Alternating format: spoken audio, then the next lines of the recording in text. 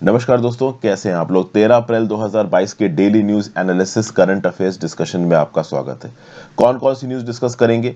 Telangana government two by rice stock. देखिए, लंबे समय से एक इशू चल रहा है। एक पार बॉइल्ड राइस कैटेगरी का राइस होता है जो कि तेलंगाना में फार्मर्स पैदा करते हैं। अब ये राइस कुछ लोग खाना प्रेफर करते हैं, कुछ लोग खाना प्रेफर नहीं करते हैं। तो केंद्र की सरकार ने ओवरऑल पीडीएस सिस्टम के अलावा जो राइस खरीदते थी एफसीआई, वो राइस खरीदने से यहाँ पे केंद्र की सरकार ने मना कर दिया है। कौन सा वाला? पार बॉइल्ड वाला। उसके लिए तेलंगाना एजिटेशन कर रहा है और अभी के लिए तेलंगाना की सरकार वो राइस खरीदेगी। इसको देखेंगे। फिर एक इंटर मिनिस्ट्रियल ग्रुप बनाया गया है मिनिस्ट्री ऑफ एक्सटर्नल अफेयर्स के द्वारा। इसमें 10 अलग अलग मिनिस्ट्रीज के मेंबर होंगे और साउथ एशिया में कोई भी अगर क्राइसिस होती है तो उसमें जो डिसीजन मेकिंग का प्रोसेस है वो बहुत स्ट्रीमलाइन हो जाएगा इस ग्रुप के थ्रू, ऐसा बताया जा रहा है। फिर सोलर कैपेसिटी टारगेट्स को इंडिया मिस कर देगा। कैसे मिस कर देगा, इसकी बात करेंगे। इन्फ्लेशन का डाटा निकल के आ गया और इन्फ्लेशन जबरदस्त तरीके से बढ़ा है। मार्च के महीने का इन्फ्लेशन का डाटा, इसके बारे में बात करेंगे। जयशंकर साहब और ओवरऑल जो 2+2 मीटिंग हुई है आपकी यूएस के अंदर, इसके रिस्पेक्ट में बात करेंगे। श्रीलंका ने बोला है कि हम $51 बिलियन का डेप्ट डिफॉल्ट करेंगे। इस पर्टिकुलर न्यूज को मैं एक सेपरेट वीडियो में समझाऊंगा। एक और न्यूज निकल के आई थी कि श्रीलंका के प्रेसिडेंट ने बोला है कि हम इस इकोनॉमिक क्राइसिस को वैसे ही हरा देंगे जैसे हमने एलटीटीई को हराया था। तो this topic I will be explaining in a separate video. तो इतनी चीजें हम लोग यहाँ पे डिस्कस करने वाले हैं। वर्ड ऑफ द डे देख लेते हैं, है इम्पीड। इम्पीड का मतलब आप समझ जाओगे, एक आसान वर्ड है। Block passage through, be a hindrance or obstacle to make it difficult for somebody something to move or go forward. मतलब किसी को आगे बढ़ने से रोकना, किसी के काम के बीच में एक रोड़ा डालना। जैसे for example, pandemic induced supply chain disruption is an impeding factor for India in achieving its solar capacity targets. मतलब कि अच्छा, ये आज की न्यूज में ही है। मतलब बेसिकली इंडिया अपने सोलर कैपेसिटी टारगेट्स नहीं मीट कर पा रहा है, जो कि पैंडेमिक की वजह से जो सप्लाई चेन डिसरप्शन हुए हैं उससे इनपुट्स नहीं आ पा रहे हैं, रॉ मटेरियल्स नहीं आ पा रहे हैं, ठीक है ना, अदर एसेंशियल इंपोर्ट्स नहीं आ पा रहे हैं, जिसके चलते सोलर कैपेसिटी का इंस्टॉलेशन नहीं हो पा रहा है, हमारे टारगेट्स मिस हो रहे हैं। तो इंपीडिंग फैक्टर मतलब कोई चीज जो रोक रही हो। आगे बढ़ने से पहले वीडियो पे लाइक का बटन, दोस्तों चैनल को अब तक शेयर और सब्सक्राइब नहीं किया कर लीजिए। इंस्टाग्राम पे फॉलो कर लीजिए, टेलीग्राम ग्रुप ज्वाइन कर लीजिए। दोनों ही चीजों का लिंक नीचे दिया हुआ है। टेलीग्राम ग्रुप पे आपको इस पर्टिकुलर लेक्चर की पीडीएफ मिल जाएगी, मेरे बाकी लेक्चर्स की पीडीएफ भी मिल जाती है। ज्यादा से ज्यादा लोग साथ लेक्चर को शेयर करिएगा, कमेंट करके इसके एंगेजमेंट को बढ़ाइएगा and if possible click the join button. दोस्तों पहली न्यूज कौन सी है? Retail inflation near 7% at food prices pinch. देखिए, लंबे समय से Reserve Bank of India accommodative monetary policy लेके चलता है। एकोमोडेटिव पॉलिसी स्टांस जिसको आप कह लो। तो इसके चलते मार्च 2022 में इन्फ्लेशन बहुत बढ़ गया, 6.95% पहुंच गया इन्फ्लेशन। सोचिए, इन्फ्लेशन की बैंड है 4 ± 2%, मतलब 2 से 6% के बीच में इन्फ्लेशन होना चाहिए, पहुंच गया है 6.95%, ऑलमोस्ट 7%। अच्छा खासा बढ़ा हुआ है। अगर आप देखो तो पिछले 1.5 साल में सबसे ज्यादा इन्फ्लेशन पहुंचा है मार्च 2022 में, और पिछले 3 महीनों में तो लगातार 6% के ऊपर है। फरवरी में कितना था? तो फरवरी में था लगभग आप कह लो 5.85% फूड इन्फ्लेशन था फरवरी में, और मार्च 2022 में फूड इन्फ्लेशन हो गया है 7.68%। ठीक है, तो फूड इन्फ्लेशन पिछले 17 महीनों में सबसे ज्यादा है। क्यों? चूंकि फ्यूल प्राइसेस बढ़ गए हैं, हायर कमोडिटी प्राइसेस है इंटरनेशनल मार्केट्स में, और इंडिया में भी वो महंगे ही बिक रहे हैं। फ्यूल प्राइसेस कुछ और चीजों की भी वजह से बढ़े, ट्रांसपोर्ट और लॉजिस्टिक कॉस्ट। आपको पता है पेट्रोल डीजल के दाम बढ़े हुए, तो पेट्रोल डीजल के दाम बढ़ेंगे तो भाई फूड फ्यूल के दाम तो बढ़ेंगे, क्योंकि कहीं ना कहीं फूड और फ्यूल को इसी, आप कह लो, फूड को फ्यूल के थ्रू ही ट्रांसपोर्ट किया जाता है। तो अगर पेट्रोल डीजल के दाम बढ़ेंगे तो उसी पेट्रोल डीजल को इस्तेमाल करके व्हीकल चला के फूड को एक जगह से दूसरी जगह ट्रांसफर किया जाता है, तो फूड के दाम भी बढ़ेंगे। रूरल इलाकों में इन्फ्लेशन ज्यादा बढ़ा है। अगर आप देखो तो रूरल इलाकों में इन्फ्लेशन फरवरी में था 5.81%। मैं फूड प्राइस इंडेक्स की बात कर रहा हूँ, रूरल फूड प्राइस इंडेक्स की। तो फरवरी में रूरल फूड प्राइस इंडेक्स था 5.81%, वो मार्च में पहुंच गया 8.04%, और ओवरऑल रूरल इन्फ्लेशन है 7.66%। सोचिए, ओवरऑल इन्फ्लेशन 6.95% है, लेकिन रूरल इन्फ्लेशन है 7.66% ओवरऑल। फूड और बेवरेजेस कैटेगरी में इन्फ्लेशन है 7.47% मार्च में। ऑयल एंड फैट कैटेगरी में है 18.8%। वेजिटेबल इन्फ्लेशन चल रहा है 11.6%, जो कि फरवरी में 6.1 था। मतलब इन्फ्लेशन तगड़े से बढ़ रहा है। मीट और फिश प्राइसेस में इन्फ्लेशन है 9.63%, फरवरी में 7.4 था। क्लॉथिंग और फुटवियर में इन्फ्लेशन है 9.4%, ठीक है। फुटवेयर का 11.3 चल रहा है इस समय पे। स्टेट वाइज देखा जाए तो वेस्ट बंगाल में 8.85% सबसे ज्यादा सारे स्टेट्स में, उत्तर प्रदेश और आसाम में 8.19, मध्य प्रदेश में 7.89, तेलंगाना में 7.66, महाराष्ट्र में 7.62, बिहार, जम्मू एंड कश्मीर, हरियाणा, झारखंड और राजस्थान का 7.4 से 7.6 के बीच में। तो ये जो बिल्डअप ऑफ प्राइस प्रेशर्स है इन इकोनॉमी, ये भाई कमोडिटी प्राइस इंक्रीजेस की वजह से, सप्लाई बॉटलनेक्स की वजह से, हम लोग एडिबल ऑयल के इंपोर्ट पे डिपेंडेंट हैं, बहुत हद तक फर्टिलाइजर और क्रूड ऑयल के इंपोर्ट के ऊपर डिपेंडेंट है। तो कहीं ना कहीं ये इन्फ्लेशन जल्दी जाने वाला है नहीं, क्योंकि रशिया यूक्रेन वॉर और ग्लोबल सप्लाई चेन डिसरप्शंस के चलते इंटरनेशनल मार्केट्स में ही कमोडिटी के दाम बढ़े हुए हैं। तो इंडिया में भी वो कमोडिटी महंगी ही आएगी। जीएस पेपर 3 इंडियन इकोनॉमी में न्यूज आपको काम आएगी। Next news, parboiled rice a sticky point for Telangana. देखिए के चंद्रशेखर राव जो तेलंगाना के चीफ मिनिस्टर हैं, इन्होंने बोला है कि ये केंद्र की सरकार के अगेंस्ट एक एजिटेशन लॉन्च करेंगे। ये नाराज है केंद्र की सरकार से। क्यों? इनका ये बोलना है कि अगर केंद्र की सरकार ने 24 घंटे के अंदर हमारा पार बॉइल्ड राइस खरीदना शुरू नहीं किया तो हम केंद्र की सरकार के अगेंस्ट एजिटेशन करेंगे। इस इशू को समझने की कोशिश करते हैं। देखिए क्या होता है कि हर स्टेट में पीडीएस की शॉप्स होती हैं, पीडीएस की फेयर प्राइस शॉप्स होती हैं। इसको आप पब्लिक डिस्ट्रीब्यूशन सिस्टम कहते हो, to be precise targeted public distribution system भी कहते हो। इसकी जो भी फेयर प्राइस शॉप्स हैं स्टेट वाइज होती हैं, तो इस पर्टिकुलर शॉप्स के थ्रू राइस वगैरह बेचा जाता है। अच्छा, टीडीपीएस में जितना राइस बेचा जाएगा उससे जो एक्स्ट्रा राइस है वो एक राज्य एफसीआई को बेच सकता है और एफसीआई की गोडाउन में वो राइस सेव होगा एट मिनिमम सपोर्ट प्राइस। ठीक है भाई।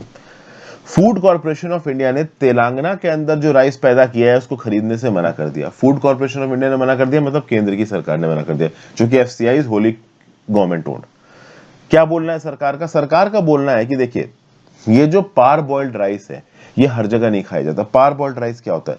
देखिए राइस जब पैदा होता है तो उसके चारों तरफ एक प्रोटेक्टिव कवरिंग शेलिंग होती है, उसको हटाने के लिए प्रोसेस किया जाता है हस्किंग। मतलब जो राइस की आउटर कवरिंग होती है उसको हटाने के लिए हस्किंग की जाती है। हस्किंग करने से पहले ही अगर आप राइस को थोड़ा उबाल दो, थोड़ा बॉयल कर दो, ठीक है ना, हल्का सी बॉइलिंग होती है, तो ऐसे राइस को बोला जाता है पार बॉइल्ड राइस। और पार बॉइल्ड राइस अच्छा खासा कंज्यूम किया जाता है तेलंगाना और आसपास के इलाकों में। केंद्र की सरकार का बोलना है कि भाई नॉर्थ इंडिया में, नॉर्थ ईस्ट इंडिया में, बहुत सी ऐसी जगह इंडिया में जहां पे बड़ी क्वांटिटी में इस पार बॉइल्ड राइस को प्रोक्योर नहीं किया जाता, कंज्यूम नहीं किया जाता, हम आपका पार बॉइल्ड राइस नहीं खरीदेंगे। ये केंद्र की सरकार ने बोल दिया। अब तेलंगाना को गुस्सा आ गई। तेलंगाना बोल रहा है कि भाई हम डिसेंट्रलाइज्ड प्रोक्योरमेंट स्टेट है। डिसेंट्रलाइज्ड प्रोक्योरमेंट स्टेट क्या होता है? कुछ स्टेटों में प्रॉपर प्रोक्योरमेंट सेंटर्स बने हुए हैं, एग्रीकल्चर प्रोड्यूस मार्केटिंग कमेटी है, मंडीज वगैरह है, जहां पे फार्मर्स जाते हैं और बाकी अपना सामान बेच देते हैं। लेकिन कुछ ऐसे स्टेट्स हैं जहां पे ये एपीएमसी कमेटी काम नहीं करती, वहां पे राज्य की सरकार समय समय पे ओवरऑल प्रोक्योरमेंट सेंटर बनवाती है और वहां से इस राइस का प्रोक्योरमेंट किया जाता है। तो इसीलिए तेलंगाना डिसेंट्रलाइज्ड प्रोक्योरमेंट स्टेट है। तेलंगाना में समय समय पे जो राज्य की सरकार है वो प्रोक्योरमेंट सेंटर बनाएगी, वहां पे जाके फार्मर्स अपने प्रोड्यूस को बेच देंगे। ठीक है भाई, तो ये प्रोक्योरमेंट पॉइंट। अब प्रॉब्लम ये है कि ये जो तेलंगाना के फार्मर्स का राइस है ये केंद्र की सरकार नहीं खरीद रही। केंद्र की सरकार साफ साफ बोल रही है कि पार बॉइल्ड राइस हम नहीं खरीदेंगे, ये हम बाकी जगहों पे बेच नहीं सकते। तेलंगाना की स्टेट बोल रही है कि केंद्र की सरकार हमारे अगेंस्ट डिस्क्रिमिनेशन कर रही है। केंद्र की सरकार बोल रही है हम कोई डिस्क्रिमिनेशन नहीं कर रहे हैं। अगर आप एफसीआई के पैरा 8 में जाते हैं on the agreement with states, तो क्या बोला गया कि टीडीपीएस से एक्स्ट्रा जितना राइस है वो एफसीआई खरीद सकता है, लेकिन एफसीआई के पास एक ऑप्शन है कि वो स्पेसिफाई कर सकता है कि वो राइस को किस फॉर्म में खरीदेगा, किस प्रकार का राइस खरीदेगा। तो पार बॉइल्ड राइस एफसीआई इसलिए नहीं खरीद रहा है क्योंकि एफसीआई को ये डाउट है कि भाई वो उस राइस का करेंगे क्या। ना उसको इंटरनेशनल मार्केट से बेच सकते हैं, ना ही डोमेस्टिक मार्केट में उसकी इतनी डिमांड है। तो हम पार बॉइल्ड राइस ले लें, पड़े पड़े वो गोदाम में सड़ जाए, उसका कोई मतलब नहीं है। तो पार बॉइल्ड राइस यूनिवर्सली सारे स्टेटों में कंज्यूम नहीं होता है। फिर केंद्र की सरकार को पार बॉइल्ड राइस अलग स्टोर करना पड़ेगा, बाकी राइस अलग स्टोर करना पड़ेगा, स्टोरेज में अलग अलग फैसिलिटीज करनी पड़ेगी आइडेंटिफाई करने के लिए चीजों को। अब तक तो क्या है कि एफसीआई के गोडाउन में जाओ भाई, राइस की बोरियां उठा के ले जाओ। अब ये पार बॉइल्ड राइस की बोरी है, ये नॉर्मल राइस की बोरी है, ये बासमती राइस की बोरी है, तो इतना आप कह लो सेग्रीगेशन के साथ चीजें स्टोर करना, हो सकता है केंद्र की सरकार को उतनी कन्वीनियंट ना लग रही हो, उन्होंने पार बॉइल्ड राइस लेने से मना कर दिया। तेलंगाना बोल रहा है कि हम एजिटेशन करेंगे। तेलंगाना ने अभी के लिए तो बोल दिया है कि हम फार्मर्स का सारा राइस मिनिमम सपोर्ट प्राइस पे खरीद लेंगे, लेकिन ये केंद्र की सरकार चूंकि हमसे राइस नहीं खरीद रहा है तो इसके अगेंस्ट हम एजिटेशन करेंगे, बवाल करेंगे, प्रोटेस्ट करेंगे। जैसा बोला यहाँ पे तेलंगाना की सरकार ने। GS paper 2 centre state relations और गवर्नमेंट पॉलिसी और इंटरवेंशन में न्यूज काम आएगी। नेक्स्ट है India US hold broad 2+2 discussions. भाई इंडिया और यूएसए ने ब्रॉड रेंज ऑफ इश्यूज पे बातचीत की है। कोविड-19 का रिस्पांस हो, सप्लाई चेन हो, ठीक है, ग्लोबल रीजनल इश्यूज पे बातचीत करना। मेन बातचीत रशिया यूक्रेन वॉर पे ही हुई है, ठीक है ना। पुतिन को वॉर बंद करने के लिए बाइडेन सीधी सीधी कॉल दे रहे हैं, ठीक है ना। बाइडेन कह रहे हैं कि हर जगह जो भी डेमोक्रेसी हो खड़े हो, डिक्टेटरशिप के अगेंस्ट बात करें। मिस्टर ब्लिंकन कह रहे हैं कि हर जगह पे हमें इंडो पैसिफिक की वैल्यूज लगानी, हालांकि इंडो पैसिफिक में भी चाइना इंडिया को बुली कर रहा है, तो ये मुद्दा भी बातचीत करने को आया। फॉरेन मिनिस्टर्स अपने एक्सप्लेनेशन दे रहे थे। एक स्पीच है हमारे फॉरेन मिनिस्टर जयशंकर साहब की, वो काफी फेमस हो गई। स्पीच क्या, एक जर्नलिस्ट को जवाब देते हुए फॉरेन मिनिस्टर जयशंकर साहब ने बोल दिया कि भाई हम जितना एक महीने में एनर्जी इंपोर्ट करते हैं रशिया से, जो कि हमारे लिए बहुत ज्यादा इंपॉर्टेंट है, उतनी तो यूरोप एक दोपहर में कर लेता है। तो आप अपना फोकस यूरोप की तरफ डालो, इंडिया की तरफ मत डालो। ये बातें यहाँ पे ओवरऑल जयशंकर साहब के द्वारा कही गई हैं। जब जयशंकर साहब ये पॉइंट बोल रहे थे तो जो फॉरेन मिनिस्टर थे यूएसए के, वो उनको देख के हंस रहे थे। तो ओवरऑल अपने आप में आप देखिए तो एक बड़ा ही अच्छा जवाब है। जयशंकर साहब ने बोला है कि भाई हम वीट और शुगर प्रोवाइड कर रहे हैं यूक्रेन को, और ओवरऑल यूक्रेन को जितनी ह्यूमैनिटेरियन सप्लाईज फार्मास्यूटिकल्स इंक्लूडेड हम दे सकते हैं, हम दे रहे हैं। मिस्टर ब्लिंकन ने यहाँ बोला कि हम मानते हैं इंडिया रशिया के रिश्ते बहुत पुराने हैं। उस समय पे यूएस के रिश्ते इंडिया से इतने अच्छे नहीं थे, लेकिन अब यूएस मदद करने को तैयार है, तो डेमोक्रेसी के बिहाफ पे अच्छा एंगेजमेंट होना चाहिए। ब्लिंकन साहब की तरफ से यहाँ पे स्टेटमेंट आया। एक और मुद्दा यहाँ पे उठ जाता है काटसा सैंक्शंस को लेके। आपको पता होगा कि हम मॉस्को से, रशिया से S-400 Triumph missile defence system खरीद रहे हैं। हम पहले नहीं है जो रशिया से खरीद रहे हैं, ऑलरेडी चाइना ये रशिया से खरीद चुका है, ऑलरेडी टर्की ये रशिया से खरीद चुका है, हम काफी लेट है। अब ओवरऑल अगर हम ये ट्रायम्फ मिसाइल सिस्टम खरीद रहे हैं तो क्या हमारे ऊपर countering America's adversary through sanctions act के सैंक्शन लगेंगे? इसके ऊपर एक बड़ा सवाल है।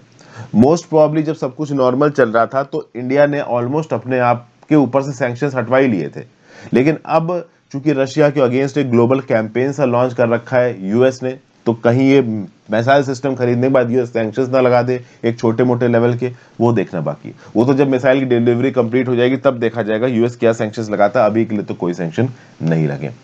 फिर स्पेस सिचुएशनल अवेयरनेस के ऊपर भी एक एमओयू साइन हुआ है इंडिया यूएस के बीच में। इंडिया ने यहाँ पे अफगानिस्तान के मुद्दे को भी मल्टीपल बार उठाने की कोशिश की है।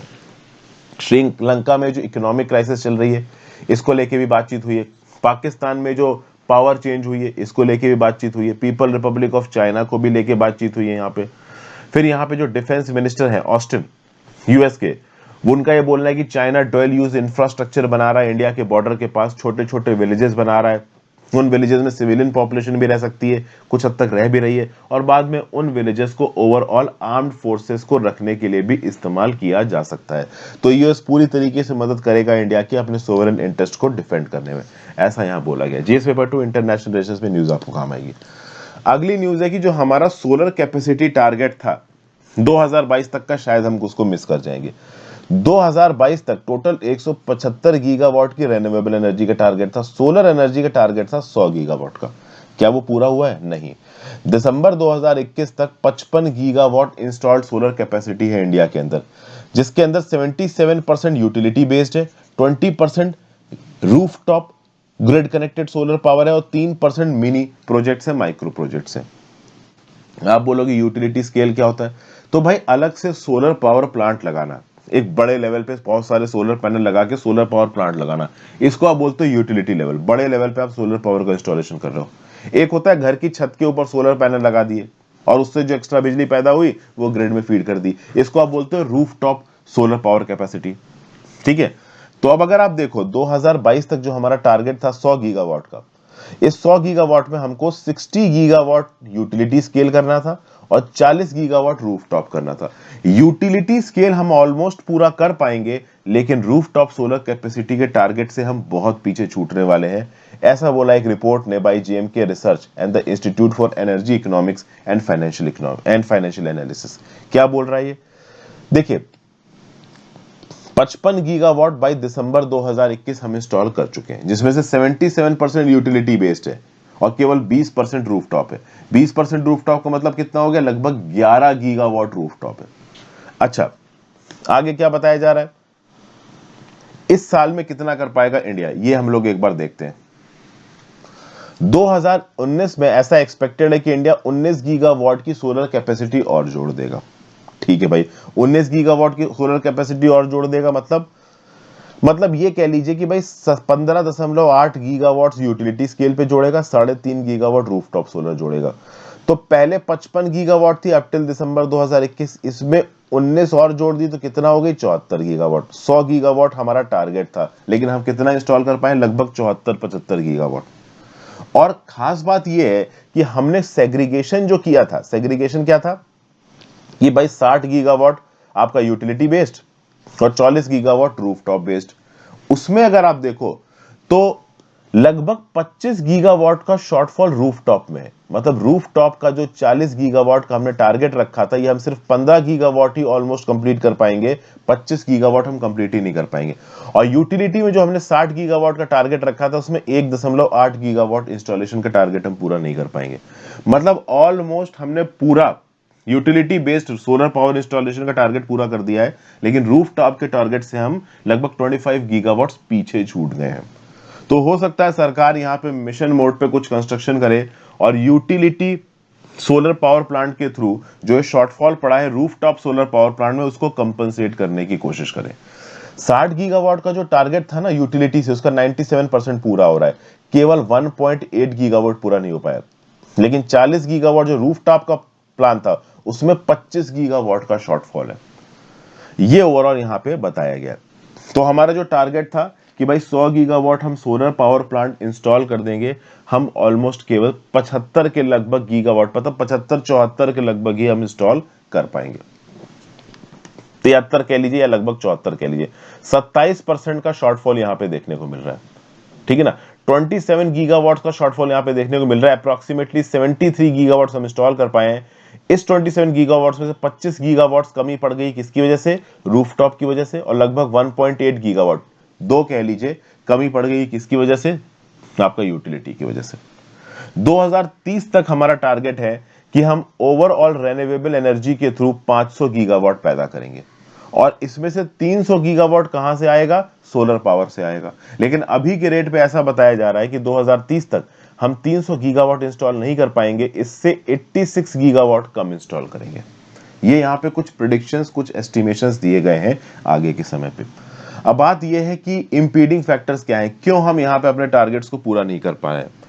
तो यहाँ पे आपको रीजंस दिए, pandemic induced supply chain disruption, policy restrictions, regulatory road blocks, net metering limits. चलो बताओ नीचे नेट मीटरिंग क्या होता है, सोलर पावर में नेट मीटरिंग क्या होता है, ये मुझे नीचे कमेंट बॉक्स में बताइए। यूपीएससी में सवाल भी पूछा जा चुका है। फिर basic custom duty imported cells के ऊपर भी लगाई जाती है, मॉड्यूल्स के ऊपर भी लगाई जाती है, तो ये कहीं ना कहीं सोलर इंडस्ट्री के ऊपर एक प्रेशर डालता है। फिर अनसाइंड पावर सप्लाई एग्रीमेंट से बहुत सारे बैंकिंग रिस्ट्रिक्शंस लगाए गए हैं, ओपन एक्सेस ग्रांट्स में डिले होती है। ये सब कुछ वजह हैं जिसके चलते आप देख रहे हो सोलर पावर में कुछ ना कुछ प्रॉब्लम्स आ रही हैं। ओके, यूनिफॉर्म पॉलिसीज बनाने की जरूरत है, बहुत से रिफॉर्म्स करने की जरूरत है, जो कि धीरे धीरे होंगे। जीएस पेपर थी एनर्जी में न्यूज आपको काम आएगी। फिर अगली न्यूज है MEA inter ministerial group to focus on South Asia. देखिए भाई, हमारे फॉरेन सेक्रेटरी हर्षवर्धन श्रृंगला साहब ने पहली मीटिंग ली इंटर मिनिस्ट्रियल कोऑर्डिनेशन ग्रुप की। इसमें 10 मिनिस्ट्रीज के सेक्रेटरीज और सीनियर ऑफिशियल्स हैं। इसमें कैबिनेट सेक्रेटेरिएट और नेशनल सिक्योरिटी काउंसिल सेक्रेटेरिएट के भी ऑफिशियल्स हैं। मिनिस्ट्री ऑफ एक्सटर्नल अफेयर्स के जवाहरलाल नेहरू भवन में ये मीटिंग हुई और यहाँ पे इंडिया की नेबरहुड फर्स्ट पॉलिसी पे फोकस करने की बात की जा रही है। तो ministry of commerce, finance, fisheries, security, इन सब के ऑफिशियल साथ में आएंगे। और कल की डेट में कोई इकोनॉमिक क्राइसिस हो जाती है, कोई बॉर्डर फायरिंग हो जाती है, फिशिंग से रिलेटेड प्रॉब्लम हो जाती है, तो उस केस में ये inter ministerial coordination group urgent basis पे रिस्पॉन्ड करेगा। इससे डिसीजन मेकिंग पावर थोड़ी तेज हो जाएगी। तो basically whole of government approach, मतलब सीधे मिनिस्टर्स के पास जाने के बजाय सीनियर लेवल्स पे अगर कुछ चीजें सॉर्ट आउट हो जाती तो हो जाए। सार्क में जो अफगानिस्तान, बांग्लादेश, भूटान, मालदीव, नेपाल, म्यांमार और पाकिस्तान, श्रीलंका के साथ जो हमारे इश्यूज हैं, चाहे वो ट्रेड एंड इन्वेस्टमेंट के हो, कनेक्टिविटी के हो, बॉर्डर इंफ्रास्ट्रक्चर के, इमिग्रेशन के हो, बॉर्डर सिक्योरिटी के हो, डेवलपमेंट कॉर्पोरेशन के हो, इन सब चीजों में ये IMCG इमीडिएट बेसिस पे डिसीजन लेगा, डिले नहीं होगा। आप बोलोगे कि सरकार डिसीजन नहीं लेगी, मिनिस्टर्स नहीं लेंगे, तो देखिए मिनिस्टर्स वही डिसीजन लेते हैं जो उनको प्रपोज किया जाता है नीचे बैठे ब्यूरोक्रेट्स द्वारा। तो बॉर्डर इंफ्रास्ट्रक्चर कैसे बनाना है नेपाल के साथ ट्रेड करने के लिए, भूटान और मालदीव में एसेंशियल कमोडिटी कैसे पहुंचाना है कोविड लॉकडाउन के समय पे, बांग्लादेश के साथ रेल कनेक्टिविटी, अफगानिस्तान और म्यांमार को ह्यूमैनिटेरियन असिस्टेंस, इन सब चीजों के बारे में IMCG यहाँ पे बातचीत करेगा। जीएस पेपर 2 रीजनल ग्रुपिंग्स में न्यूज आपको काम आएगी। So thank you for watching friends. आज के डेट में इतने ही करंट अफेयर्स हैं। आई होप आपको कुछ ना कुछ सीखने को मिला हो। अपने व्यू पॉइंट नीचे कमेंट बॉक्स में देके जाइएगा। इंस्टाग्राम पे फॉलो कर लीजिए, टेलीग्राम ग्रुप ज्वाइन कर लीजिए। दोनों ही चीजों का नीचे डिस्क्रिप्शन बॉक्स में दिया हुआ है। Have a great day friends. कुछ एक्स्ट्रा पॉइंट्स हो तो नीचे कमेंट बॉक्स में लिख के जाना।